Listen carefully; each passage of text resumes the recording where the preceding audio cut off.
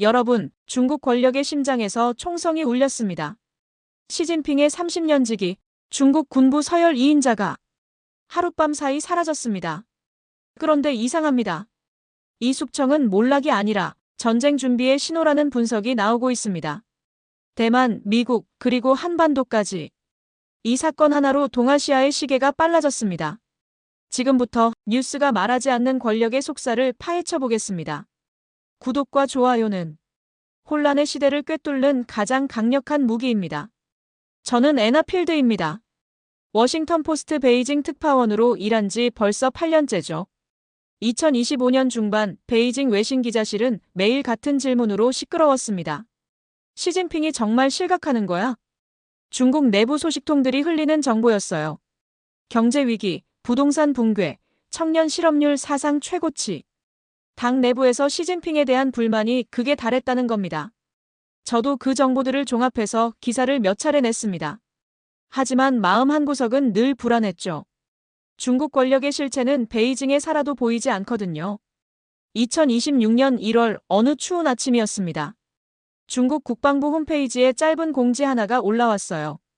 장유샤 상장, 중대한 기율 및 법률 위반으로 조사 중. 저는 커피를 쏟을 뻔했습니다. 장유샤요? 중국 군부 서열 2위, 중앙군사위원회 부주석인 그 장유샤 말이에요? 동료 기자가 소리쳤습니다. 애나, 이거 봐. 장유샤 끝났어. 저는 즉시 중국 정치 전문가들에게 전화를 돌렸습니다. 모두가 충격을 감추지 못했죠. 이건 단순한 부패 척결이 아닙니다. 시진핑의 권력 청소예요. 한 소식통이 낮은 목소리로 말했습니다. 그제야 깨달았습니다. 실각설의 주인공은 시진핑이 아니었어요. 오히려 그를 위협하던 군부 세력이었던 겁니다. 권력 지도가 완전히 뒤집힌 순간이었죠. 저는 노트북 앞에 앉아 손가락을 움직였습니다. 제목부터 다시 써야 했어요. 시진핑 실각설, 완전히 빗나가다. 숙청당한 건 군부였다. 그날 밤 베이징 거리는 평온했습니다. 하지만 저는 알고 있었죠. 중나나이 붉은 담장 안에서는 피비린내 나는 권력 투쟁이 막 시작됐다는 걸요. 다음 날 아침 중국 관영 매체들이 일제히 장유샤 관련 보도를 쏟아냈습니다. 당과 군대를 배신한 반역자, 인민의 적, 이런 표현들이 난무했죠. 저는 창밖을 바라봤습니다. 베이징의 겨울 하늘은 여전히 회색빛이었어요. 하지만 중국 정치의 하늘은 이제 완전히 다른 색으로 물들기 시작했습니다. 시진핑의 색으로 말이죠. 장유샤라는 이름을 처음 들었을 때가 기억납니다. 2017년 제가 베이징에 막 부임했을 때였어요. 중국 군사 전문가가 제게 말했습니다. 장유샤를 알아야 중국 군부를 이해할 수 있어요. 저는 자료를 뒤지기 시작했죠. 장유샤와 시진핑의 인연은 1980년대로 거슬러 올라갑니다. 둘 다 혁명 원로의 자녀들이었어요. 소위 태자당이라 불리는 집단이죠. 함께 푸젠성에서 일했고 함께 술을 마시고 함께 꿈을 꿨습니다. 언젠가 우리가 중국을 이끌겠다. 그들의 우정은 30년을 이어왔어요. 2022년 시진핑은 장유샤를 중앙군사위 부주석에 유임시켰습니다. 규칙을 깨고 말이죠. 보통 68세가 되면 은퇴해야 하는데 장유샤는 70세가 넘었거든요. 당시 외신들은 이렇게 분석했습니다. 시진핑이 장유샤를 절대적으로 신뢰한다는 증거. 저도 그렇게 기사를 썼어요. 하지만 2024년 가을부터 이상한 징후들이 보이기 시작했습니다. 군 관련 행사에서 장유샤의 표정이 굳어 있었어요. 시진핑이 연설할 때도 박수가 한 박자 늦었죠. 베이징의 한 소식통이 제게 귀띔했습니다. 장유샤가 최근 군 인사에서 시진핑과 의견 충돌이 있었대요. 어떤 내용인데요? 로켓군 사령관 임명건이었어요. 시진핑은 자기 사람을 밀어붙이고 싶어 했죠. 저는 메모를 했습니다. 하지만 확증은 없었어요. 2025년 봄, 장유샤가 공개석상에 나타나는 횟수가 눈에 띄게 줄었습니다. 중국 정치에서 이런 신호는 결코 우연이 아니죠. 저는 워싱턴의 중국 전문가에게 전화했습니다. 장유샤가 위험한 상황인가요? 애나, 독재자의 최대 적은 항상 가장 가까운 사람이에요. 역사가 증명하죠. 그의 말이 귓가에 맴돌았습니다. 스탈린과 트로츠키, 마오쩌둥과 린벼오, 김정일과 장성택. 모두 가까운 사람들을 숙청했죠. 장유샤도 예외가 아니었던 겁니다. 30년 우정이라는 건 권력 앞에서는 아무 의미가 없었어요. 저는 노트북을 열고 타자를 쳤습니다. 신뢰는 권력보다 약하다. 이 문장이 기사의 첫 줄이 될 거라고 생각했죠. 장유샤 숙청의 진짜 이유를 알게 된 건 한 중국 군사 전문가와의 만남 덕분이었습니다. 베이징 외곽의 조용한 찻집이었어요. 그는 주위를 살피며 낮은 목소리로 말했습니다. 장유샤의 진짜 힘이 뭔지 아세요? 저는 고개를 가로저었죠. 총장비부입니다. 중국 군대의 모든 무기와 장비를 관장하는 곳이에요. 그가 찻잔을 들며 계속했습니다. 핵미사일, 로켓군, 위성, 우주전력. 전부 총장비부 소관이죠. 저는 숨이 멎는 것 같았습니다. 그럼 장유샤가 중국의 핵무기를 사실상 장악하고 있었다는 건가요? 정확합니다. 2022년 여름 충격적인 사건이 있었어요. 미국 국방부 보고서에 중국 로켓군의 기밀 정보가 상세하게 공개됐습니다. 핵탄두 배치 위치, 미사일 성능, 심지어 작전 계획까지요. 저는 당시 그 보고서를 입수해서 기사를 썼었죠. 중국 군부에 큰 구멍이 뚫렸다. 그 이후 중국 로켓군에서 대규모 숙청이 벌어졌습니다. 국방부장 리상푸가 실종됐고 로켓군 사령관들이 줄줄이 체포됐죠. 저는 당시 이렇게 분석했습니다. 시진핑이 군부 부패를 척결하고 있다. 하지만 지금 생각하면 틀렸어요. 전문가가 제게 말했습니다. 숙청당한 사람들, 대부분 시진핑 측근이었어요. 네. 그게 무슨 말이죠? 시진핑은 자기 사람들을 숙청한 겁니다. 진짜 배후를 보호하기 위해서요. 저는 등골이 서늘해졌습니다. 진짜 배후가 장유샤라는 뜻이었죠. 장유샤가 미국의 정보를 팔았다는 겁니까? 확증은 없습니다. 하지만 시진핑은 그렇게 믿었을 가능성이 높아요. 저는 베이징으로 돌아와 자료를 다시 뒤졌습니다. 장유샤가 총장비부를 장악한 시기와 기밀 유출 시기가 정확히 겹쳤어요. 우연일까요? 중국 정치에서 우연은 없습니다. 시진핑은 장유샤를 의심하기 시작했고 그 의심은 결국 칼이 됐죠. 중국 속담이 있습니다. 군대의 심장을 쥔 자는 언젠가 칼을 맞는다. 장유샤가 바로 그 운명을 맞은 겁니다. 저는 키보드를 두드렸습니다. 미사일이 권력이었고 권력이 파멸이었다. 이 문장이 진실을 담고 있다고 생각했어요.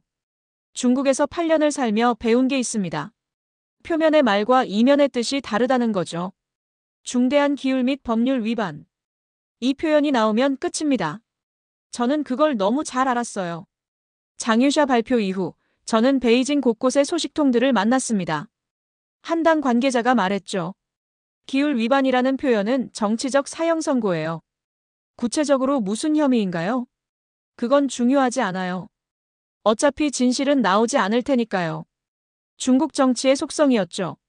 며칠 후 온라인에서 각종 루머가 퍼지기 시작했습니다. 장유샤가 미국의 핵기밀을 팔았다. 군부 부패의 몸통이었다.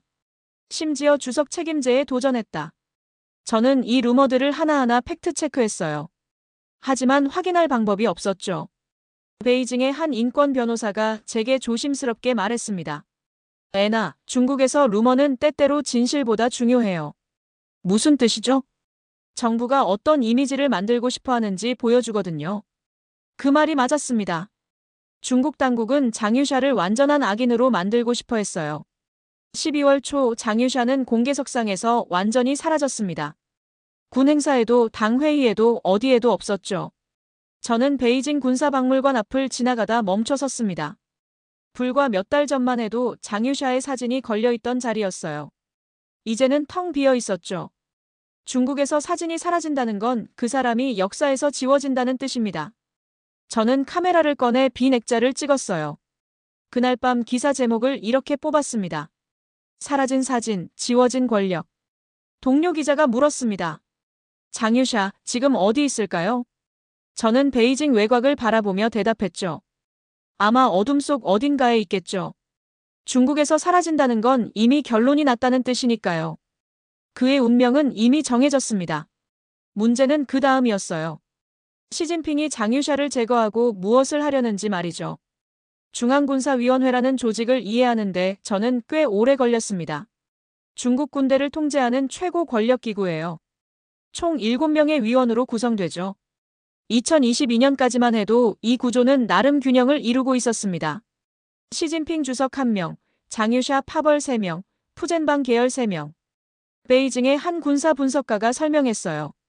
일종의 집단 지도 체제였죠. 시진핑도 함부로 결정할 수 없었어요. 견제와 균형이 작동했다는 건가요? 그렇습니다.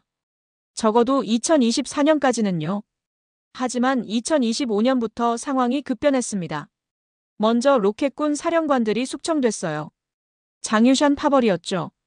그 다음 국방부장 리상푸가 실종됐습니다. 역시 장유샤 측근이었어요. 2026년 1월 장유샤까지 제거됐죠. 저는 중앙군사위 명단을 엑셀로 정리했습니다. 남은 사람은 단 2명이었어요. 시진핑과 그의 충성파 장거칭 1명뿐이었죠. 7인 체제가 사실상 2인 체제로 붕괴한 겁니다. 워싱턴의 중국 전문가에게 전화했습니다. 이게 가능한 일인가요? 중국 헌정 역사상 전례가 없어요.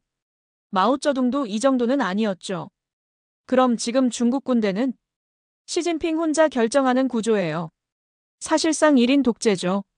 저는 베이징 거리를 걸으며 생각했습니다.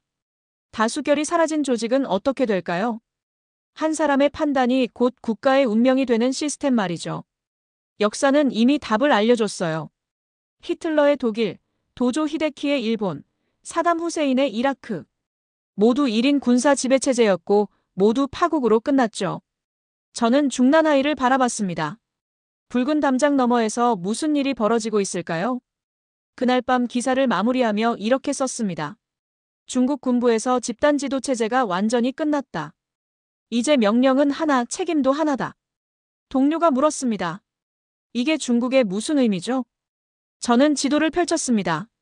대만 해협이 보였어요. 전쟁을 결심할 수 있는 구조가 완성됐다는 뜻입니다. 2026년 2월, 저는 워싱턴으로 출장을 갔습니다. 국무부 중국 담당관들과 간담회가 있었어요. 한 관리가 제게 물었습니다. 애나 베이징 현장에서 보기에 시진핑의 권력은 어느 정도인가요? 저는 잠시 생각했죠. 친위 쿠데타가 성공했다고 봅니다. 쿠데타요? 네. 합법적이고 점진적이었지만 본질은 쿠데타예요. 방안이 조용해졌습니다. 저는 계속 설명했어요.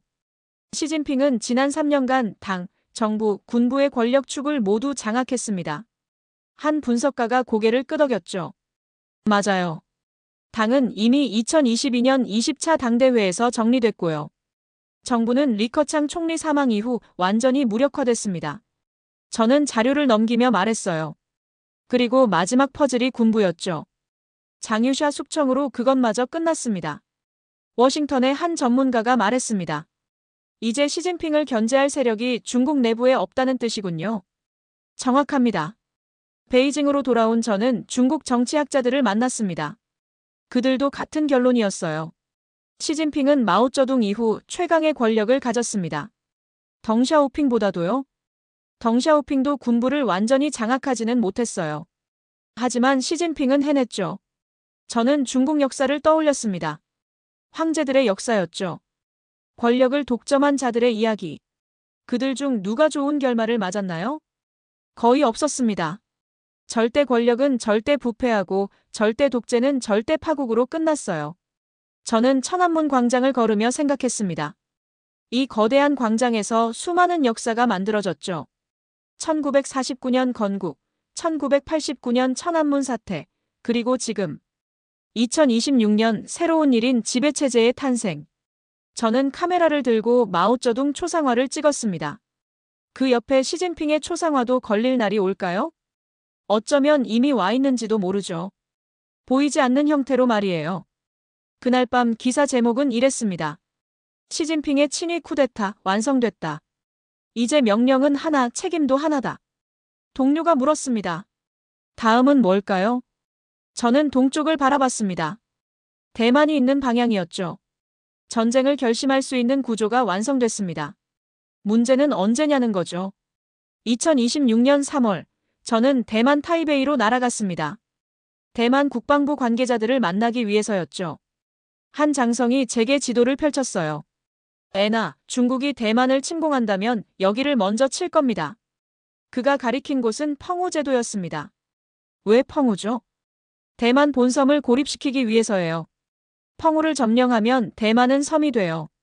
저는 메모를 했습니다. 중국이 정말 침공할까요? 그의 표정이 굳어졌어요. 시진핑에게 대만은 핵심 이익입니다. 타협할 수 없는 거죠. 베이징으로 돌아온 저는 시진핑의 과거 발언들을 다시 찾아봤습니다. 대만 통일은 중화민족 부흥의 필수 조건이다. 이 문제를 다음 세대로 넘길 수 없다. 그의 집념이 느껴졌어요. 2027년이라는 숫자가 계속 나왔습니다. 미국 CIA 국장이 공개석상에서 말했죠. 시진핑은 2027년까지 대만 침공 능력을 갖추라고 군에 지시했다. 일본 방위성도 같은 분석이었어요. 저는 중국 군사 전문가를 만났습니다. 왜 하필 2027년이죠? 여러 이유가 있어요. 첫째, 시진핑의 나이입니다. 2027년이면 74세죠. 건강 문제인가요?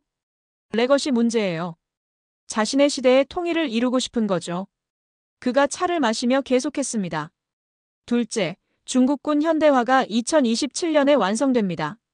항모, 스텔스 전투기, 극초음속 미사일 전부요. 셋째는요.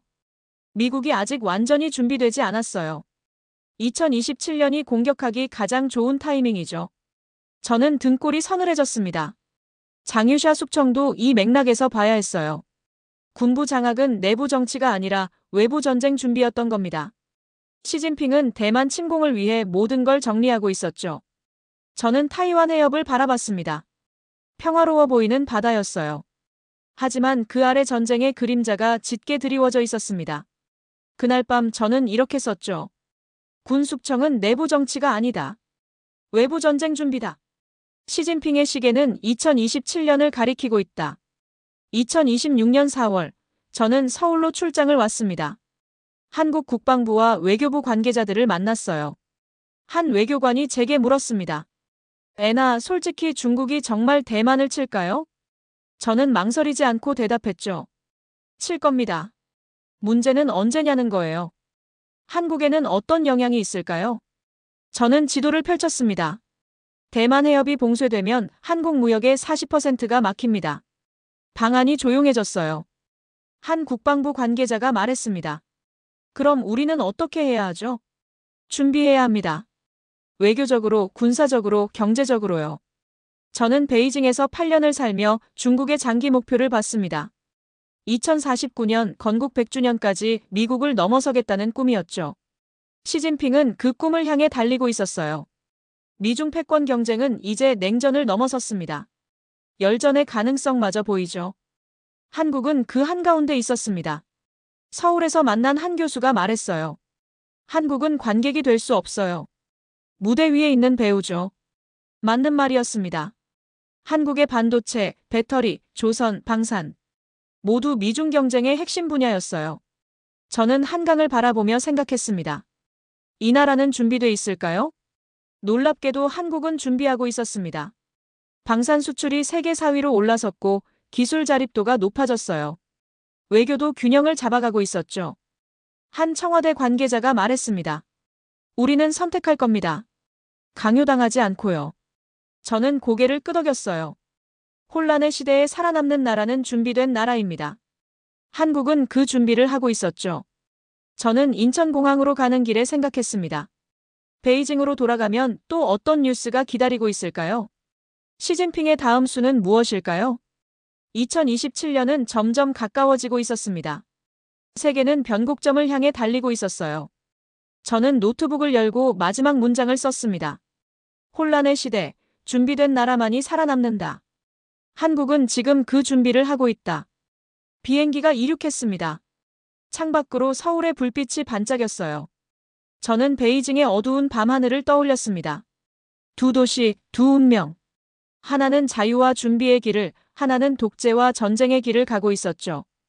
2027년 역사는 답을 줄 겁니다. 저는 그 답을 기록할 준비가 돼 있었어요.